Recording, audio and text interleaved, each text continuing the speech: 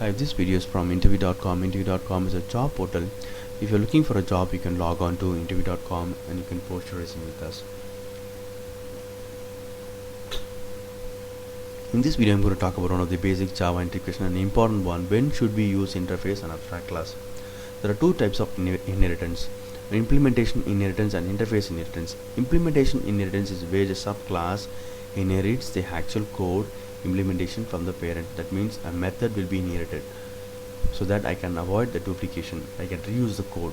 Whereas interface inheritance is where the subclass adheres to the public interface of the parent. That means in the subclass we are reusing the signature, the method signature, not the code, exact code.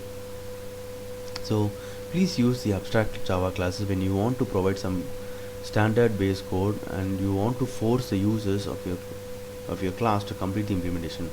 Say you have you create a skeleton implementation and the subclass must write the specific code. The main benefit of interface is to support multiple inheritance in Java. So as you know, Java does not support a class extending from multiple classes. That's where interface comes into picture. A class can implement multiple interfaces. So in this way we are able to support multiple inheritance in Java. So whenever it depends on the context, whenever you are designing your application and it requires multiple inheritance, multiple features you want to inherit, then you should go for interface. A class want to use multiple features of Java, then you can use interface. For example, a subclass want the thread operation and also write into a file, then you can use runnable interface and serializable interface. Conclusion: if your class want to use multiple feature of Java, then use interface. I have given example here: employee, contact employee, and declare employee. If there are any common behavior between these two classes, then I can push that duplicate code to the base class and I make it as abstract class, and there are specific methods that need to be implemented only by these specific classes.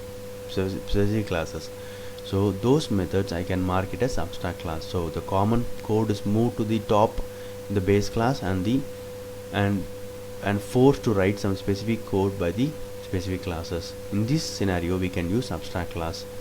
Whereas in case of interfaces, if your specific classes, if your subclasses want to have multiple features like thread, serializable, clonable, if they want multiple features, then you should go for interface. That's where whenever you think multiple inheritance, please think about interfaces.